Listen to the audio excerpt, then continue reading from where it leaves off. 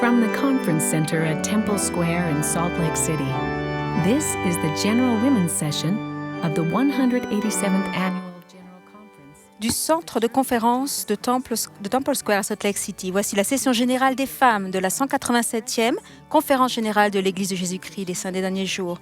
Les orateurs sont membres de la première présidence et des organisations générales des femmes de l'Église. La musique de cette session sera interprétée par un chœur de sœurs de société de secours de l'Université de Brigham Young. Des femmes, des jeunes filles et des fillettes de 8 ans et plus sont rassemblées dans le monde entier pour recevoir des conseils et des instructions des dirigeants de l'Église. Bonnie L. Oscarson, présidente générale des jeunes filles, dirigera cette réunion.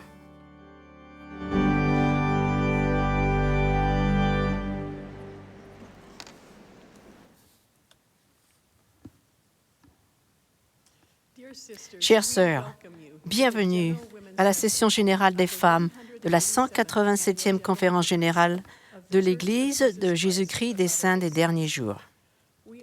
Nous sommes reconnaissantes d'être réunies dans le centre de conférence à Salt Lake City en Utah et nous nous réjouissons de savoir que des sœurs sont également rassemblées dans d'autres endroits du monde. Nous espérons que vous ressentez l'amour que nous avons pour chacune de vous. Nous souhaitons la bienvenue aux amis d'autres religions qui sont peut-être jointes à nous et espérons que vous apprécierez ce moment passé ensemble. Thomas Monson, qui préside cette réunion, m'a demandé de la diriger. Je suis Bonnie Oscarson, présidente générale des jeunes filles. Nous sommes reconnaissantes que des membres de la première présidence, ainsi que nos consultants du département de la prêtrise et de la famille, soient présents sur l'estrade. Les présidents généraux de la primaire, des jeunes filles et de la société de secours, ainsi que les membres de leurs bureaux respectifs, sont également présentes sur l'estrade. Nous nous sentons bénis de servir ensemble dans cette œuvre merveilleuse. La musique de cette session sera interprétée par un chœur composé de sœurs de la Société de secours de l'Université Brigham Young, sous la direction de Jean Aplony, avec Linda Margetts à l'orgue. Le chœur ouvrira cette session en chantant « Ô viens, toi, roi des rois ».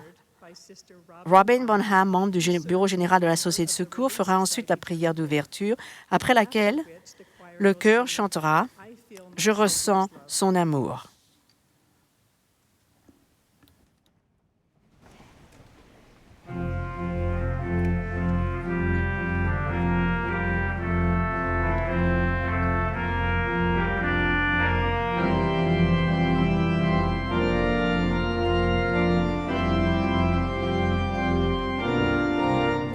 Come, O thou King of Kings, we've waited long for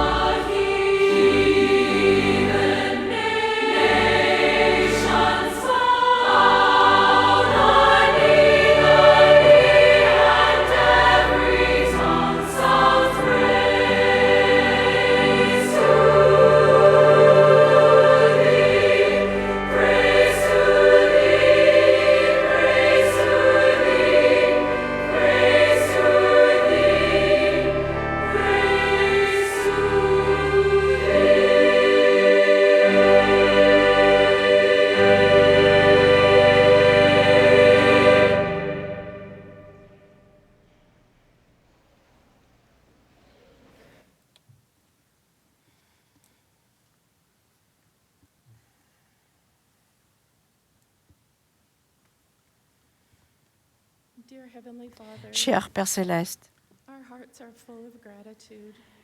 nos cœurs sont remplis de reconnaissance pour ton amour et pour ton plan du salut, pour le don du Saint-Esprit. Nous sommes tellement reconnaissants pour notre Sauveur, Jésus-Christ, et pour son occupation et son exemple pur et parfait de son amour. Nous sommes reconnaissants pour le président Monson et nous te demandons de le bénir. Nous sommes reconnaissants pour les organisations auxiliaires de la primaire, les jeunes filles et la société de secours, qui nous donnent l'occasion d'être réunis ensemble en tant que famille et d'être réunis par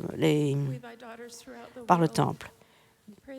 Nous te demandons, nous qui sommes sœurs de partout le monde, de nous aider à devenir plus comme ton Fils, que nous puissions porter de l'amour les unes envers les autres, que nous soyons prêtes de retourner vers toi. Nous te demandons d'ouvrir nos cœurs pendant cette conférence générale. Nous t'aimons et nous disons ces choses au nom de Jésus-Christ. Amen.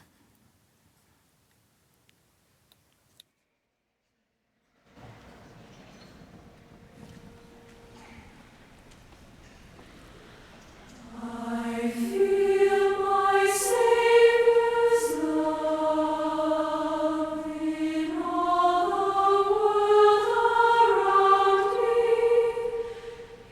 His Spirit warms my soul through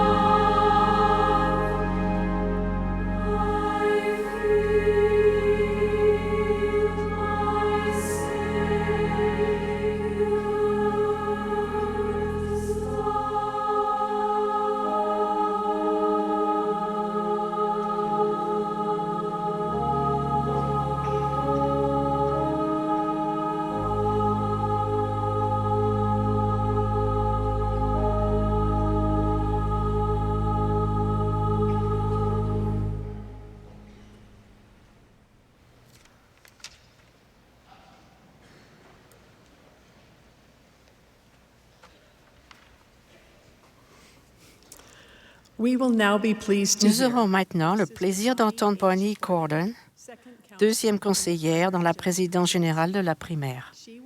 Elle sera suivie de Carol McConkie, première conseillère dans la présidence générale des jeunes filles.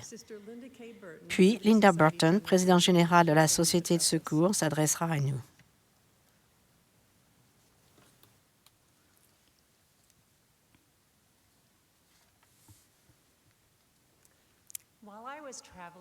Lors de l'un de mes déplacements en Asie, une sœur est venue vers moi, m'a entourée de ses bras et m'a demandé « Êtes-vous vraiment certaine que cet évangile est vrai ?» Chère sœur, je sais qu'il est vrai. J'ai confiance dans le Seigneur. Dans Proverbes 3, 5, 6, on lit ce conseil. « Confie-toi en l'Éternel de tout ton cœur et ne t'appuie pas sur ta sagesse. Reconnais-le dans toutes tes voies et il aplanira tes sentiers. » Cette écriture renferme deux exhortations, une mise en garde et une promesse glorieuse. Les deux exhortations, « Confie-toi en l'Éternel de tout ton cœur » et « Reconnais-le dans toutes tes voies ». La mise en garde, « Ne t'appuie pas sur ta sagesse ». Et la promesse glorieuse, « Il aplanira tes sentiers ». Parlons d'abord de la mise en garde. L'image qu'elle évoque donne beaucoup à réfléchir. L'avertissement repose sur les mots « ne t'appuie pas ». Ne t'appuie pas sur ta sagesse. Le terme anglais correspondant peut avoir plusieurs connotations, dont pencher ou s'incliner sur le côté.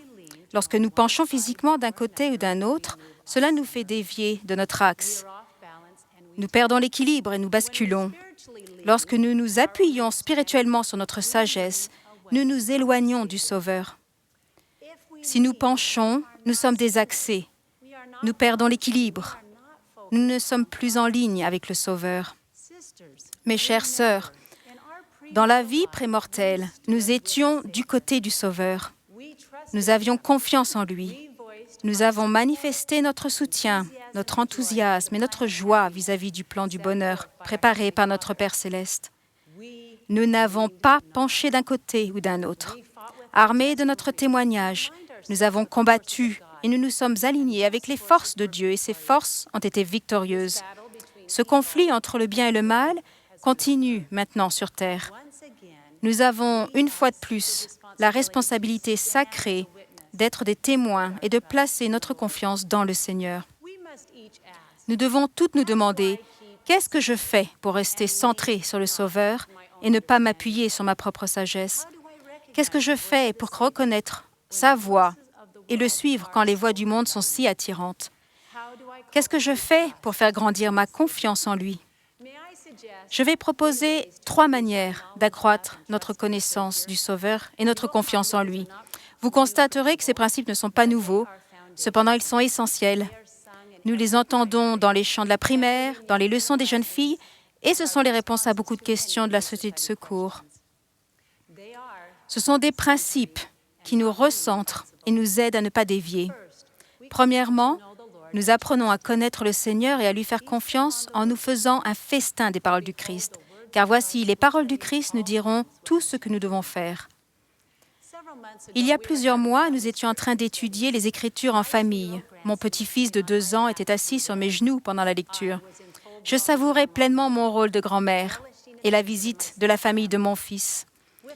L'étude des Écritures terminée, j'ai fermé mon livre.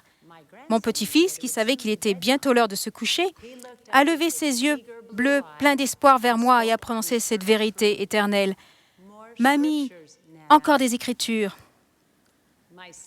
Mon fils, qui est un bon père et est cohérent, m'a mise en garde. « Maman, ne le laisse pas t'amadouer. Il essaye seulement d'éviter d'aller au lit. » Mais si mon petit-fils veut lire les Écritures plus longtemps, on lit les Écritures plus longtemps. Étudier davantage les Écritures éclaire notre intelligence, nourrit notre esprit, répond à nos questions, accroît notre confiance dans le Seigneur et nous aide à centrer notre vie sur lui. Souvenez-vous de sonder les Écritures diligemment afin d'en tirer profit. Deuxièmement, Nous apprenons à connaître le Seigneur et à lui faire confiance en priant. Quelle bénédiction de pouvoir prier notre Dieu. Priez le Père de toute l'énergie de votre cœur. Je garde le souvenir précieux d'une prière en particulier. Lorsque j'étais à l'université, j'ai accepté un emploi au Texas pendant les vacances d'été. Je devais parcourir des centaines de kilomètres pour me rendre d'Idaho au Texas dans ma vieille voiture que j'appelais affectueusement Verne. Verne était remplie à ras-bord et j'étais prête à entamer cette nouvelle aventure. Avant de quitter la maison, j'ai pris ma mère dans mes bras et avant de me laisser partir, elle a suggéré que nous fassions une prière. Nous nous sommes agenouillés et elle a commencé à prier.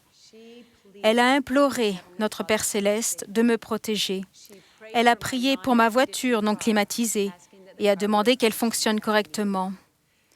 Elle a demandé que des anges m'accompagnent tout au long de l'été. Elle a prié et prié et prié encore. La paix que m'a apportée cette prière m'a donné le courage de placer ma confiance dans le Seigneur et de ne pas m'appuyer sur ma propre sagesse. Le Seigneur m'a guidée dans les nombreuses décisions que j'ai prises cet été-là. Si nous prenons l'habitude de nous adresser à notre Père céleste par la prière, nous en viendrons à connaître le Sauveur. Nous placerons notre confiance en lui. Nos désirs deviendront plus semblables aux siens.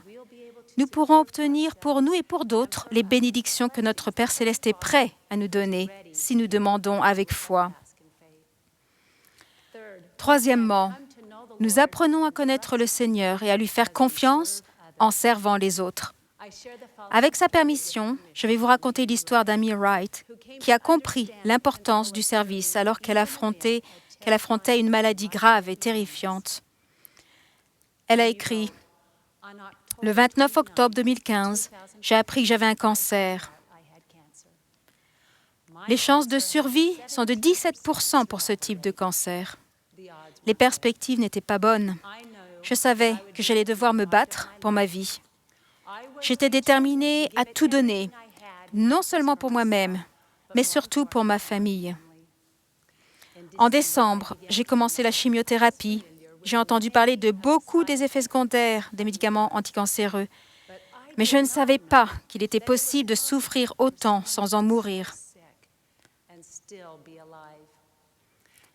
Après un certain temps, j'ai décrété que la chimiothérapie était une violation des droits humains. J'ai dit à mon mari que j'en avais assez, que je laissais tomber, que je ne retournerais pas à l'hôpital. Avec sagesse, mon cher mari m'a écouté patiemment et a répondu « Eh bien, nous devons trouver quelqu'un à servir. » Quoi? Est-ce qu'il n'avait pas compris que sa femme avait un cancer et qu'elle ne supporterait pas un autre accès de nausée ou de douleur insoutenable? Amy continue. Mes symptômes ont graduellement empiré jusqu'au point où je n'ai plus eu qu'une seule ou 2 journées acceptables dans le mois où je pouvais vivre avec un semblant de normalité. Nous profitions de ces jours-là pour chercher des occasions de servir. Une fois, Amy et les membres de sa famille ont distribué à d'autres patients des sachets remplis de petites attentions pour leur remonter le moral et soulager les effets du traitement. Lorsqu'Amy n'arrivait pas à dormir, elle réfléchissait à ce qu'elle pourrait faire pour égayer la journée de quelqu'un. Parfois, c'était quelque chose d'important, mais la plupart du temps, il s'agissait de choses minimes, comme un petit mot ou un SMS d'encouragement et d'amour. Les nuits où la douleur était trop intense et l'empêchait de dormir, elle prenait son iPad dans son lit et cherchait des ordonnances à accomplir pour ses ancêtres décédés. Miraculeusement, la douleur s'atténuait et elle arrivait à la supporter. Amy témoigne, « Le service m'a sauvé la vie. C'est en découvrant le bonheur que j'éprouvais en essayant de soulager les souffrances des personnes autour de moi que j'ai finalement trouvé la force de persévérer. J'attendais nos projets de service avec beaucoup de joie et d'impatience.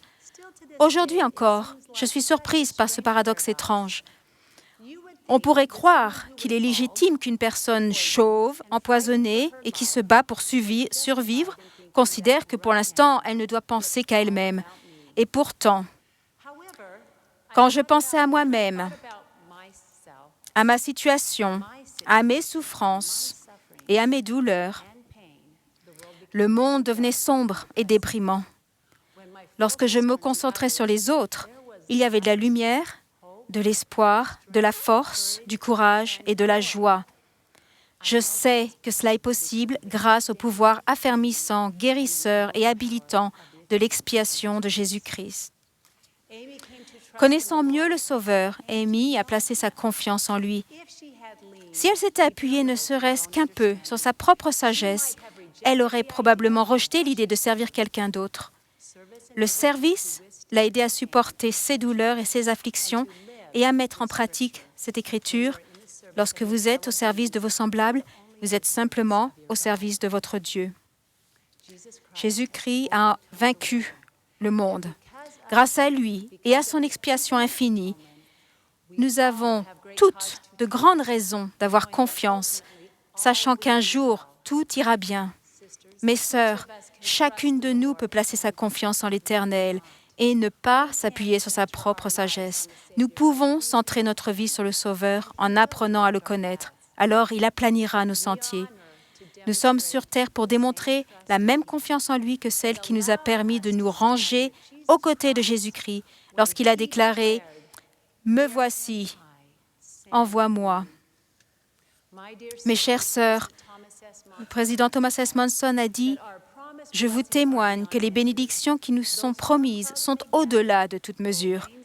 Même si les nuages annonciateurs d'orage se rassemblent, même si la pluie se déverse sur nous, notre connaissance de l'Évangile et notre amour de notre Père céleste et de notre Sauveur nous consoleront, nous soutiendront si nous marchons en droiture.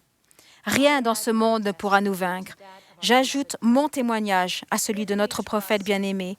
Si nous plaçons notre confiance en notre Père céleste et en notre Sauveur et ne nous appuyons pas sur notre propre sagesse, ils aplaniront nos sentiers et tendront vers nous leurs bras miséricordieux. Dieu, au nom de Jésus-Christ. Amen.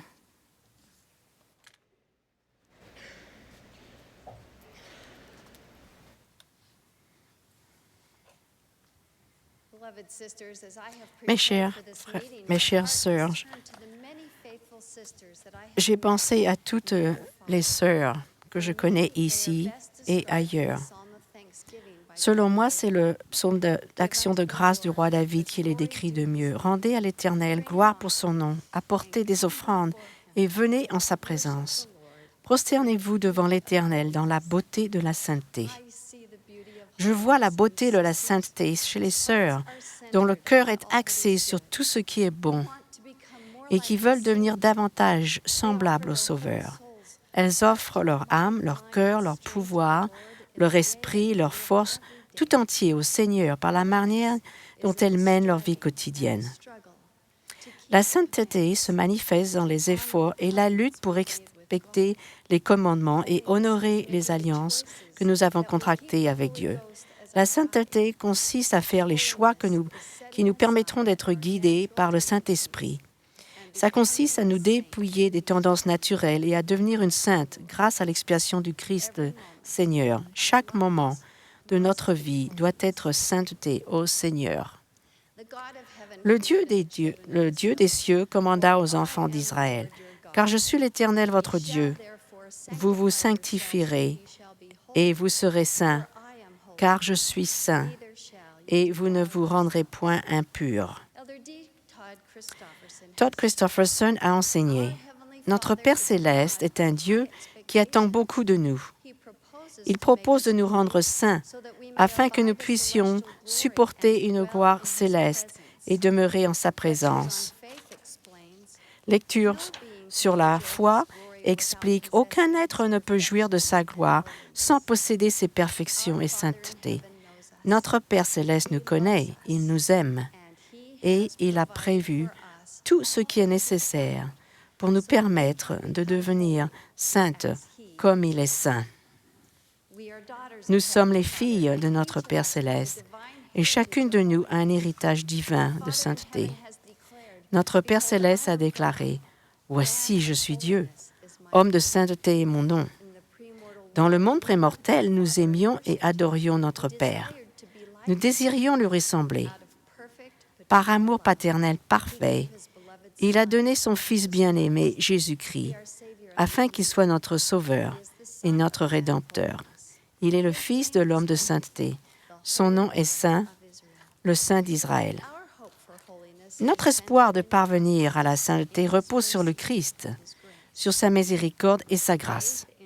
En ayant foi en Jésus-Christ et en son expiation, nous pouvons devenir purs, sans tache, lorsque nous nous refusons toute impiété. Nous sommes baptisés d'eau pour la rémission des péchés. Notre âme est sanctifiée lorsque nous recevons le Saint-Esprit d'un cœur ouvert. Et chaque semaine, nous participons à l'ordonnance de la Sainte Seine. Dans un esprit de repentir et en aspirant sincèrement à être justes, nous faisons alliance d'être disposés à prendre sur nous le nom du Christ et à nous souvenir de lui et à respecter ses commandements, afin d'avoir toujours son esprit avec nous.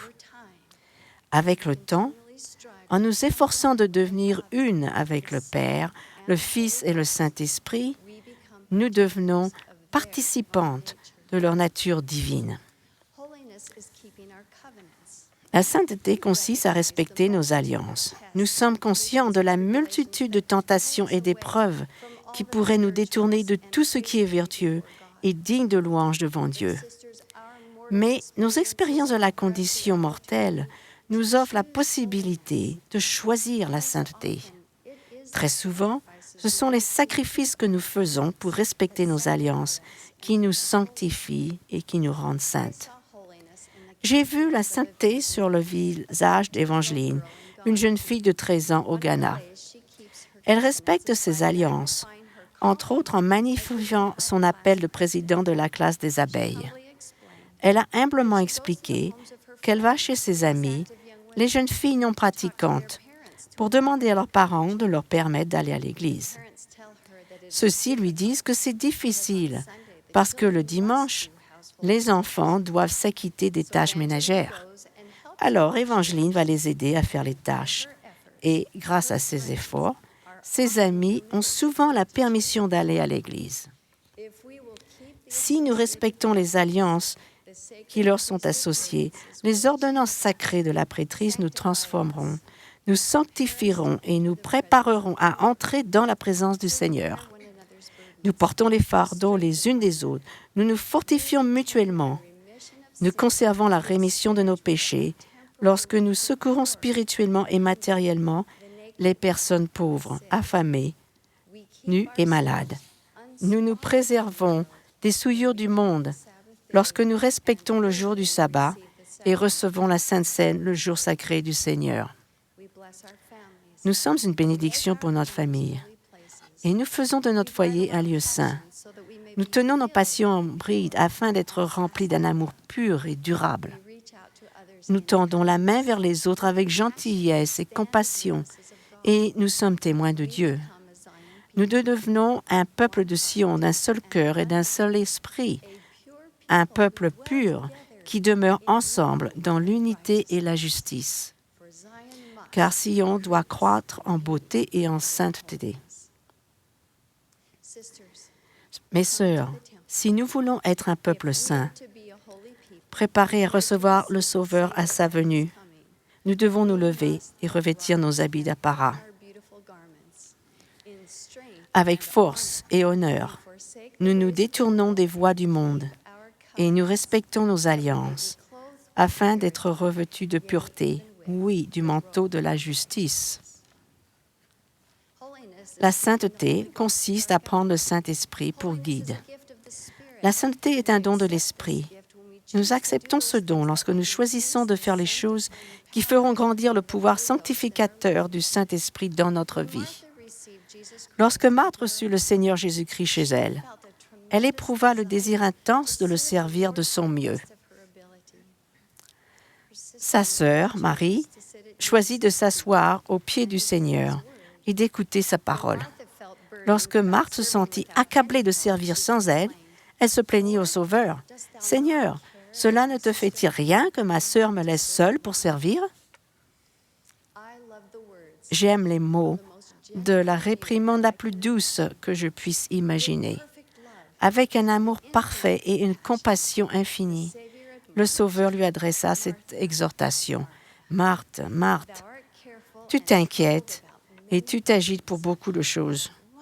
Mais une seule chose est nécessaire. Et Marie a choisi la bonne part, qui ne lui sera point ôtée. Mes sœurs, si nous voulons être saintes, nous devons apprendre à nous asseoir aux pieds du Saint d'Israël et à consacrer du temps à sa sainteté. Mettons-nous de côté le téléphone, la liste sans fin de tâches et les soucis du monde. Par la prière, l'étude et l'écoute de la parole de Dieu, notre âme se remplit de son amour purificateur et guérisseur. Prenons le temps d'être saintes, afin d'être remplis de cet esprit sacré et sanctificateur. Avec le Saint-Esprit pour guide, nous serons préparés à recevoir le Sauveur dans la beauté de la sainteté. La sainteté consiste à devenir sainte grâce à l'expiation de Jésus-Christ. Selon les paroles inspirées du roi Benjamin, les personnes qui deviennent saintes grâce à l'expiation de Jésus-Christ sont celles qui sont soumises, douces, humbles, patientes et pleines d'amour. Il prophétisa que Jésus-Christ, le Seigneur omnipotent qui règne, qui était et est de toute éternité à toute éternité, descendrait du ciel avec puissance parmi les enfants des hommes et demeurerait dans un tabernacle d'argile. Il vint bénir les malades, les estropiés, les sourds, les aveugles et ramener à la vie ceux qui étaient morts. Et pourtant, il souffrit, plus encore que l'homme ne peut souffrir sans en mourir. Et bien qu'il soit le seul par l'intermédiaire de qui vient le salut, il fut raillé, flagellé et crucifié. Mais le Fils de Dieu s'est levé du tombeau afin que nous vainquions tous la mort. C'est lui qui se tiendra pour juger le monde selon la justice. C'est lui qui nous rachètera tous. C'est lui le Saint d'Israël. Jésus-Christ est la beauté de la sainteté. Lorsque les sujets du roi Benjamin entendirent ces paroles, ils tombèrent à terre, si grande était leur humilité et leur respect pour la grâce et la gloire de notre Dieu. Ils reconnurent leur état charnel. Voyons-nous combien nous dépendons totalement de la grâce et de la miséricorde du Christ, notre Seigneur. Reconnaissons-nous que tout don temporel et spirituel nous vient par l'intermédiaire du Christ. Nous rappelons-nous que selon le plan éternel du Père, la paix dans cette vie et les gloires de l'éternité sont nôtres uniquement dans et par l'intermédiaire de son Saint-Fils. Puissions-nous nous joindre au peuple du roi Benjamin, qui s'écria d'une seule voix, « Oh, sois miséricordieux et applique le sang expiatoire du Christ, afin que nous recevions le pardon de nos péchés et que notre cœur soit purifié, car nous croyons en Jésus-Christ, le Fils de Dieu, qui a créé le ciel et la terre et toutes choses. Je témoigne que si nous allons au sein d'Israël, son esprit descendra sur nous, afin que nous soyons remplis de joie, recevions la rémission des péchés et la paix de conscience. Notre Père céleste a donné à chacune de nous le potentiel d'être sainte. Puissions-nous faire de notre mieux pour honorer nos alliances et nous laisser guider par le Saint-Esprit. Nous appuyons sur notre foi en Jésus-Christ. Nous devenons saintes grâce à son expiation, afin de recevoir l'immortalité et la vie éternelle et rendre à Dieu, notre Père, la gloire qui lui est due. Que notre vie soit une offrande sacrée pour que nous puissions nous tenir devant le Seigneur dans la beauté de la sainteté. Au nom sacré de Jésus-Christ. Amen.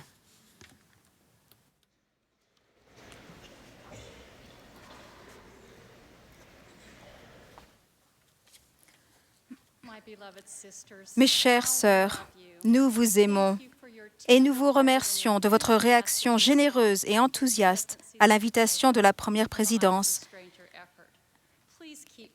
Quant à l'opération J'étais étranger, s'il vous plaît, continuez à prier et à écouter les murmures de l'Esprit et à agir selon les aspirations que vous recevez. Que je voyage localement ou dans le monde entier, il n'est pas rare que quelqu'un me demande « Vous vous souvenez de moi ?» Je dois admettre que souvent je ne peux me souvenir des noms parce que je suis très imparfaite. Néanmoins, je me souviens de l'amour très réel que notre Père céleste m'a permis de ressentir quand je rencontre ses fils et ses filles précieux. Récemment, j'ai eu l'occasion de rendre visite à des femmes qui nous sont chères et qui sont en prison. Tandis que nous nous disions sincèrement au revoir, une de ces chères femmes m'a demandé avec insistance « Sœur Burton, s'il vous plaît, ne nous oubliez pas. J'espère qu'elle et d'autres femmes qui veulent qu'on se souvienne d'elle le ressentiront dans les paroles que je vais prononcer. » Le Nouveau Testament contient des récits de quelques femmes, certaines femmes en anglais dans les Écritures, qui ont exercé la foi en Jésus-Christ et en son expiation, qui ont appris et appliqué ses enseignements et qui ont témoigné de son ministère, de ses miracles et de sa majesté. Ces femmes sont devenues des disciples exemplaires et des témoins importants dans l'œuvre du salut. Réfléchissez à ces récits du livre de Luc. Le premier se déroule pendant le ministère du Sauveur. Citation. Ensuite, Jésus allait de ville en ville et de village en village, prêchant et annonçant la bonne nouvelle du royaume de Dieu. Les 12 étaient avec lui. Et certaines femmes, Marie, dite de Magdala, Jeanne, Suzanne et plusieurs autres qui l'assistaient de leurs biens. Fin de citation. Le suivant se déroule après sa résurrection. Citation. Et certaines femmes, s'étant rendues de grand matin au sépulcre, n'ayant pas trouvé son corps, sont venues dire que des anges leur sont apparus et ont annoncé qu'il était vivant. De nombreuses fois auparavant, j'ai lu, sans remarquer l'expression apparemment insignifiante, « certaines femmes », mais récemment, alors que je méditais plus profondément, ces mots m'ont sauté aux yeux. Réfléchissez à ces synonymes de l'une des significations du mot « certain », tel qu'apposé à certaines femmes fidèles. Persuadée, positive, confiante, ferme, convaincue, assurée et sûre. En méditant sur ces puissants termes descriptifs, je me suis souvenu de deux de ces certaines femmes du Nouveau Testament qui ont rendu des témoignages convaincants, fermes et assurés du Sauveur. Bien que, comme nous, elles étaient des femmes imparfaites, leur témoignage est inspirant. Vous souvenez-vous de la femme au puits, dont le nom n'est pas donné, qui a invité d'autres personnes à venir voir ce que le Sauveur lui avait appris. Elle a rendu son témoignage certain sous forme de questions. Ne serait-ce point le Christ? Son témoignage et son invitation ont été si convaincants que plusieurs crurent en Jésus. Suivant la mort de son frère Lazare, Marthe, disciple et amie chère du Seigneur, a déclaré avec ce qui a dû être beaucoup d'émotion, « Seigneur, si tu eusses été ici, mon frère ne serait pas mort. » Réfléchissez à sa certitude alors qu'elle a continué. « Mais maintenant, je sais que tout ce que tu demanderas à Dieu, Dieu te l'accordera. » Elle a ensuite témoigné, « Je crois que tu es le Christ, le Fils de Dieu qui devait venir dans le monde. » Fin de citation. Ces sœurs nous apprennent que ces femmes sont centrées sur le Sauveur Jésus-Christ et que la promesse de son sacrifice expiatoire leur donne de l'espérance. Dans les temps anciens, certaines de ces femmes se sont sacrifiées quand elles ont témoigné des enseignements de Jésus et les ont appliqués. Au début du rétablissement, certaines femmes ont fait la même chose. Drusilla Hendricks et sa famille ont fait partie des personnes qui, nouvellement converties, ont subi les persécutions infligées au sein du comté de Clay, Missouri. Son mari a été blessé lors de la bataille de la Crooked River et il est resté paralysé à vie. Elle a dû prendre soin de lui et pourvoir aux besoins de sa famille. Elle s'est souvenue qu'à un moment particulièrement pénible, alors que sa famille n'avait plus de nourriture, une voix lui a dit « Tiens bon, le Seigneur y pourvoira. » Lorsque son fils a dû se porter volontaire pour entrer dans le bataillon mormon, au début, Drusilla a résisté et a lutté en prière avec le Seigneur, jusqu'à ce qu'il lui semble qu'une voix lui disait « Veux-tu le plus haut degré de gloire ?» Naturellement, elle répondit « Oui ». Et la voix ajouta « Comment penses-tu l'atteindre sans faire les sacrifices les plus grands ?»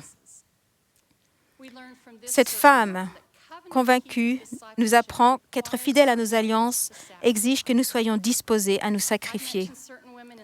Certaines femmes aujourd'hui, j'ai parlé à certaines de ces femmes de certaines de ces femmes de l'époque du Sauveur et dans les premiers temps du rétablissement de l'Évangile. Il y a des exemples et des témoignages de ces femmes à notre époque. Lors de mon récent voyage en Asie, j'ai été à nouveau inspirée par beaucoup de ces femmes fidèles. J'ai été particulièrement impressionnée par les membres de la première génération en Inde, en Malaisie et en Indonésie, qui s'efforcent de vivre dans leur foyer selon la culture de l'Évangile, en faisant parfois de grands sacrifices, parce que la façon de vivre l'Évangile se heurte souvent aux cultures familiales et nationales. Les femmes multigénérationnelles convaincues de Hong Kong et Taïwan continuent à apporter des bénédictions aux membres de leur famille, de l'Église et de leur collectivité, en restant centrées sur le Sauveur et disposées à se sacrifier pour respecter leurs alliances. On trouve ces femmes convaincues partout dans l'Église. Une autre certaine femme qui bénit ma vie depuis des dizaines d'années se bat depuis 15 ans contre la maladie évolutive, invalidante et difficile appelée myosite à inclusion. Bien que clouée à son fauteuil roulant, elle s'efforce d'être reconnaissante et elle tient à jour une liste des choses qu'elle peut faire, comme « je peux respirer »,« je peux avaler »,« je peux prier »,« je peux ressentir l'amour de mon Sauveur ». Elle rend un témoignage ferme, centré sur le Christ, presque quotidiennement à sa famille et à ses amis. J'ai récemment entendu l'histoire de Jenny. C'est une ancienne missionnaire dont les parents ont divorcé pendant qu'elle était en mission. Elle a dit qu'elle était morte de peur à la pensée de rentrer chez elle. Mais à la fin de sa mission en Italie, alors qu'elle s'arrêtait au foyer de la mission en route pour les États-Unis, une certaine femme, la femme du président de mission, lui a montré beaucoup de tendresse en lui brossant simplement les cheveux. Plusieurs années plus tard, une autre femme convaincue, Terry, présidente de Société de secours de Pieux, a béni sa vie quand Jenny a été appelée présidente de Société de secours de paroisse. À cette époque, Jenny travaillait à sa thèse de doctorat. Non seulement Terry lui a servi de mentor, comme dirigeante, mais elle a passé aussi 10 heures assise à ses côtés à l'hôpital quand Jenny a reçu le diagnostic alarmant de leucémie. Terry lui a rendu visite à l'hôpital et l'a conduite à ses rendez-vous. Jenny a raconté « Je pense que j'ai dû vomir de nombreuses fois dans sa voiture ». Malgré sa maladie, Jenny a continué à servir vaillamment comme présidente de Société de secours de paroisse. Même dans sa situation extrêmement critique, elle a passé des appels téléphoniques, a envoyé des SMS, des courriels depuis son lit et a invité des sœurs à venir la voir. Elle a envoyé des cartes et des messages, aimant ses sœurs à distance. Quand les dirigeants de sa paroisse ont demandé une photographie de sa présidence pour l'histoire de la paroisse, c'est ce qu'ils ont reçu. Parce que Jenny est elle-même une femme convaincue, elle a invité tout le monde à porter les fardeaux des autres, y compris les siens. En femme convaincue, Jenny a témoigné « Nous ne sommes pas seulement ici pour sauver les autres, mais aussi pour nous sauver nous-mêmes. Et ce salut vient de notre partenariat avec Jésus-Christ, de notre compréhension de sa grâce, de son expiation et de l'amour qu'il porte aux femmes de l'Église.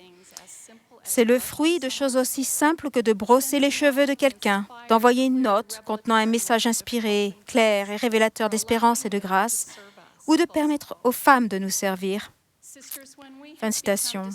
Sœurs, quand nous nous sentons distraites, dubitatives, découragées, pécheresses, tristes ou éprouvées, puissions-nous accepter l'invitation du Sauveur de boire de son eau vive, comme l'a fait une certaine femme au puits, invitant les autres à faire de même alors que nous rendons notre témoignage ferme. Ne serait-ce point le Christ?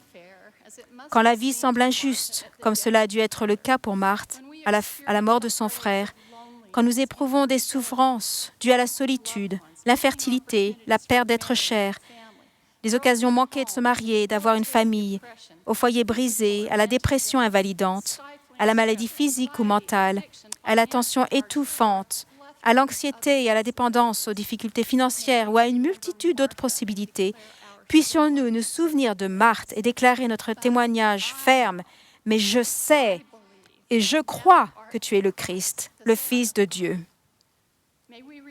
Puissions-nous nous souvenir des nombreuses femmes qui ont refusé d'abandonner notre cher Sauveur pendant l'expérience atroce sur la croix et pendant les heures qui ont suivi, et ont eu l'honneur d'être les premiers témoins convaincus de sa résurrection glorieuse. Restons proches de lui par la prière et la lecture des Écritures. Rapprochons-nous de lui en nous préparant à prendre chaque semaine les emblèmes sacrés de son sacrifice expiatoire pendant l'ordonnance de la Sainte Seine et en respectant nos alliances, en servant les autres dans le besoin. Peut-être alors ferons-nous partie de ces certaines femmes convaincues qui célébreront son retour en gloire quand il reviendra. Sœurs, je témoigne que nous avons des parents célestes et aimants. Je témoigne de notre Sauveur Jésus-Christ et de son expiation infinie en notre faveur. Je sais que Joseph Smith, le prophète, a été ordonné pour être le prophète du rétablissement. Je sais que le livre de Mormon est vrai et qu'il a été traduit par le pouvoir de Dieu. À notre époque, nous avons la bénédiction d'avoir un prophète vivant, Thomas S. Monson. Je suis convaincue de ces vérités. Au nom de Jésus-Christ. Amen.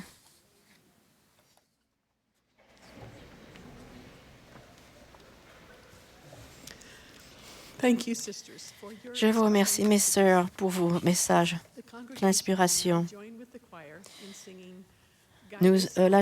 L'Assemblée se joindra maintenant au chœur pour chanter version Cité promise.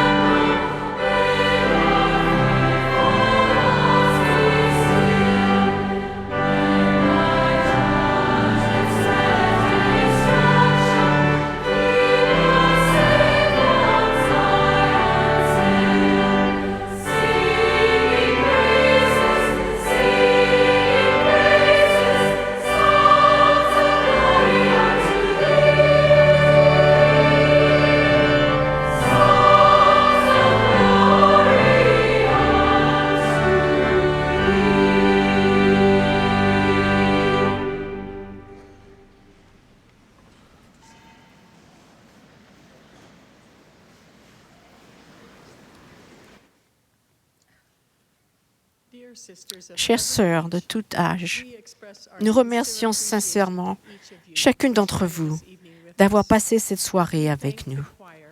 Nous remercions le chœur et toutes les autres personnes pour leur participation, ainsi que toutes les personnes qui ont participé d'une façon ou d'une autre à la préparation de cette réunion.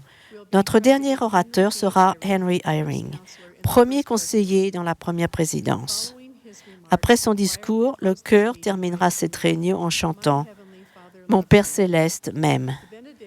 Ensuite, Elisabeth Rose, membre du bureau général de la Société de secours, fera la prière de clôture. Président Eyring.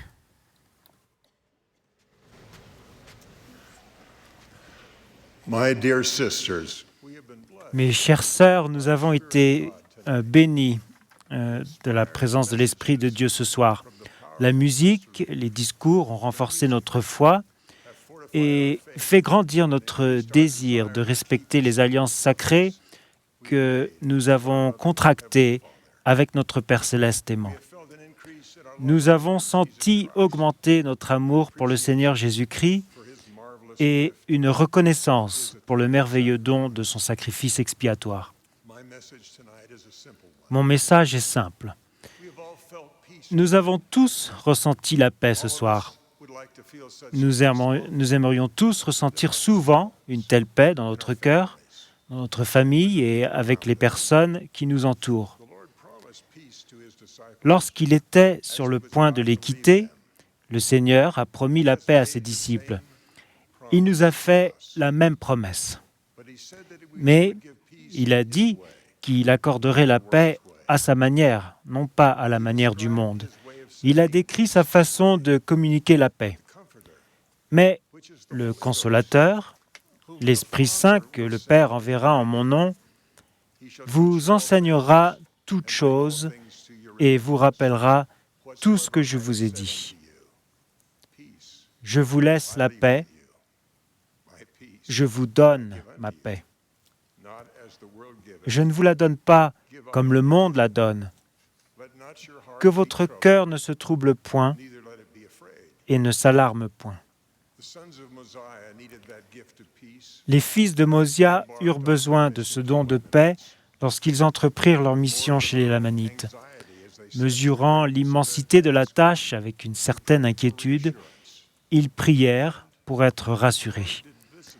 Et, l'Écriture dit, le Seigneur les visita par son esprit et leur dit « Soyez consolés ». Et ils furent consolés. Par moments, il se peut que vous aspiriez à la paix lorsque vous affrontez l'incertitude et ce qui vous semble être des difficultés imminentes. Les fils de Mosia apprirent la leçon que le Seigneur enseigna à Moroni. Cette leçon est un guide pour nous tous. Si les hommes viennent à moi, je leur montrerai leur faiblesse. Je donne aux hommes de la faiblesse afin qu'ils soient humbles. Et ma grâce suffit à tous les hommes qui s'humilient devant moi, car s'ils s'humilient devant moi et ont foi en moi, alors je rendrai fortes pour eux les choses qui sont faibles. Moroni dit qu'ayant entendu ces paroles, il fut consolé. Elles peuvent être une consolation pour chacun de nous. Les personnes qui ne voient pas leur faiblesse ne progressent pas. Votre conscience de votre faiblesse est un bienfait, car elle vous permet de rester humble et vous pousse à vous tourner vers le Sauveur, qui a le pouvoir de vous rendre forte. L'Esprit, non seulement vous console, mais il est aussi l'agent par lequel l'expiation opère un changement dans votre nature même. Ensuite, les choses faibles deviennent fortes. De temps en temps, votre foi sera mise à l'épreuve par Satan. Cela arrive à tous les disciples de Jésus-Christ. Votre défense contre ces attaques consiste à conserver la compagnie du Saint-Esprit. Il insufflera la paix à votre âme, il vous poussera à avancer avec foi et il vous rappellera ces moments où vous avez ressenti la lumière et l'amour de Jésus-Christ. La faculté de se souvenir est l'un des dons les plus précieux que l'Esprit peut vous donner. Elle vous rappellera tout ce que le Seigneur vous a dit. Ce sera peut-être le souvenir d'une prière exaucée, d'une ordonnance de la prêtrise reçue, d'une confirmation de votre témoignage ou d'un moment où vous avez vu la main de Dieu guider votre vie. Peut-être qu'un jour à venir, lorsque vous aurez besoin de force, l'Esprit vous rappellera les sentiments que vous avez éprouvés au cours de cette réunion. Je prie qu'il en soit ainsi. Un souvenir que l'Esprit me rappelle souvent est celui d'une réunion de Sainte-Seine tenue en soirée dans un hangar en métal il y a de nombreuses années à Innsbruck en Autriche. Le hangar se trouvait au-dessous d'une voie de chemin de fer. Une douzaine de personnes étaient présentes, assises sur des chaises en bois. La plupart étaient des femmes, certaines plus jeunes que d'autres. J'ai vu couler des larmes de gratitude pendant que la Sainte Seine était distribuée à cette petite assemblée. J'ai ressenti l'amour du Sauveur pour ses saints et eux aussi l'ont ressenti. Mais le miracle dont je me souviens le plus nettement est la lumière qui semblait remplir ce hangar métallique, apportant un sentiment de paix. Il faisait nuit et il n'y avait pas de fenêtre, et pourtant la pièce était éclairée comme par le soleil à son zénith. Ce soir-là, nous avons été remplis de l'éclatante lumière de l'Esprit Saint. Et les fenêtres qui ont permis à celle-ci d'entrer étaient les cœurs humbles de ces saints qui étaient venus devant le Seigneur pour obtenir le pardon de leurs péchés et s'engager à toujours se souvenir de lui. Il n'était pas difficile de se souvenir de lui et de son expiation à ce moment-là. Et dans les années qui ont suivi, il m'a été plus facile de le faire grâce au souvenir de cette expérience sacrée. Ce soir-là, la promesse contenue dans la prière de Sainte Seine, que l'Esprit sera avec nous, s'est accomplie et a apporté des sentiments de lumière et de paix. Comme vous, j'ai été reconnaissant des nombreuses manières dont le Seigneur m'a visité par le Consolateur lorsque j'avais besoin de paix. Pourtant, notre Père Céleste ne se soucie pas uniquement de notre confort, mais il se soucie davantage de notre progression. Consolateur est l'une des manières dont le Saint-Esprit est décrit dans les Écritures. En voici une autre. Et maintenant, en vérité, je te le dis, place ta confiance en cet esprit qui conduit à faire le bien. La plupart du temps, le bien vers lequel il vous dirige consiste à aider une autre personne à recevoir le réconfort de Dieu. Dans sa sagesse, le Seigneur vous a réunis dans des organisations et des classes au sein de son Église. Il a fait ainsi pour amplifier votre pouvoir de faire le bien. Dans ces organisations, vous avez des responsabilités précises à l'égard d'autres personnes que vous devez servir pour lui. Par exemple, si tu es une jeune fille, ton évêque ou ta dirigeante des jeunes filles peut te demander de tendre la main à une lauréole qui est devenue ce que nous appelons parfois non pratiquante. Tu la connais peut-être mieux que ne la connaît l'évêque ou la dirigeante des jeunes filles. Tu sais peut-être qu'elle a des ennuis chez elle ou à l'école, ou peut-être les deux. Tes dirigeants ne savent peut-être pas pourquoi ils t'ont demandé de t'occuper d'elle, mais le Seigneur le sait, et il dirige son œuvre par l'inspiration de son esprit. Afin que tes efforts soient couronnés de succès, il faudra un miracle pour changer ton cœur et celui de la jeune fille qu'on t'a envoyé secourir, et cela exige la compagnie du Saint-Esprit. Il peut te permettre de voir la lauréole non pratiquante comme le Seigneur la voit. Le Seigneur connaît son cœur et le tien, et il connaît les possibilités qu'a un cœur de changer. Il peut vous visiter toutes les deux par son esprit pour inspirer humilité, pardon et amour. Cet esprit peut inspirer les paroles, les actes et la patience nécessaires pour inviter un agneau à regagner le troupeau. Et il peut toucher le cœur des membres du troupeau de la classe des lauréoles pour qu'ils aiment et accueillent la brebis perdue, afin que lorsqu'elle reviendra, elle ait le sentiment d'être de retour chez elle. Le pouvoir que vous aurez de faire le bien dépendra en grande mesure de l'unité et de l'amour qui existeront dans votre groupe de jeunes filles de Dieu, votre troupeau. C'est un autre don de la paix que nous fait le Saint-Esprit. Alma comprenait cela. C'est la raison pour laquelle il supplia ses compatriotes de ne pas avoir de querelle entre eux, mais de regarder d'un même œil vers l'avenir, ayant une seule foi et un seul baptême, et leur cœur étant enlacé dans l'unité et l'amour les uns envers les autres. L'unité est nécessaire pour que nous ayons l'esprit dans notre classe et dans notre famille. Mais comme moi, vous savez par expérience qu'une telle unité aimante est difficile à maintenir. Il faut avoir la compagnie du Saint-Esprit pour nous ouvrir les yeux et modérer notre cœur. Je me rappelle qu'un jour, l'un de nos fils de 7 ou 8 ans sautait sur son lit tellement fort que je pensais qu'il allait le casser. J'ai senti un éclair de colère et je me suis précipité pour mettre de l'ordre dans ma maison. J'ai soulevé mon fils par ses petites épaules jusqu'à pouvoir le regarder droit dans les yeux. L'Esprit m'a soufflé quelques paroles. Ça semblait être une voix douce, mais elle m'a percé le cœur. Tu tiens dans tes mains une personne extraordinaire. Je l'ai gentiment reposé sur le lit et je lui ai présenté mes excuses. Il est maintenant devenu l'homme extraordinaire que le Saint-Esprit m'a montré il y a 40 ans. Je serai éternellement reconnaissant au Seigneur de m'avoir libéré de mes sentiments peu aimables en envoyant le Saint-Esprit pour me permettre de voir un enfant de Dieu comme il le voyait. L'unité que nous recherchons dans notre famille et dans l'Église se fera lorsque nous permettrons au Saint-Esprit d'influencer ce que nous voyons, lorsque nous nous regardons les uns les autres et même lorsque nous pensons les uns aux autres. L'Esprit voit avec l'amour pur du Christ. Écoutez les mots que Mormon a employés pour décrire la charité. Pensez au moment où vous l'avez ressenti. La charité est patiente et pleine de bonté, elle n'est pas envieuse et ne s'enfle pas d'orgueil, ne cherche pas son intérêt, ne s'irrite pas, ne soupçonne pas le mal et ne se réjouit pas de l'injustice, elle se réjouit de la vérité, excuse tout, croit tout, espère tout, supporte tout.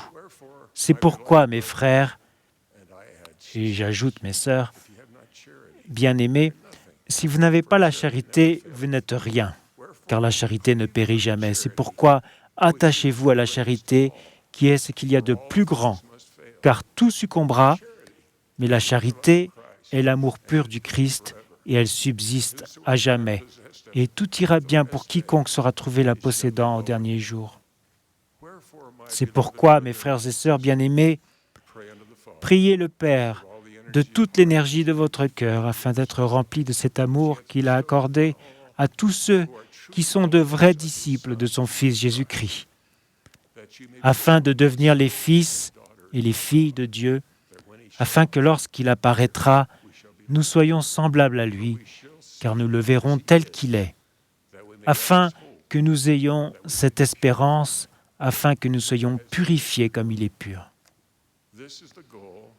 C'est là l'objectif de votre Père Céleste pour vous, ses filles précieuses. Cela peut vous paraître un objectif lointain, mais de son point de vue, vous n'êtes pas si loin que cela.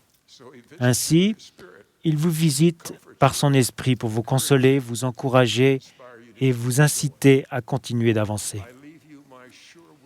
Je vous laisse mon témoignage sûr que le Père vous connaît, vous aime et entend vos prières. Il connaît vos besoins et votre nom. Son Fils bien-aimé vous invite à venir à lui.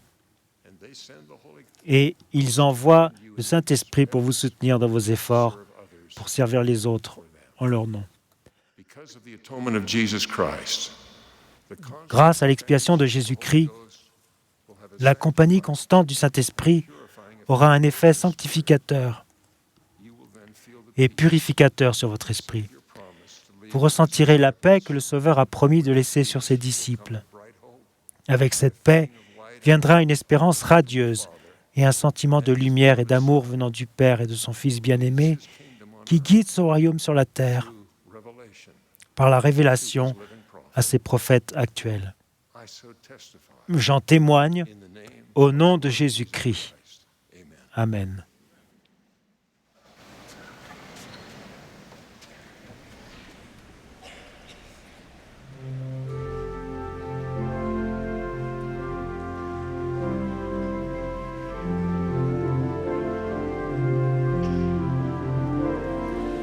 Whenever I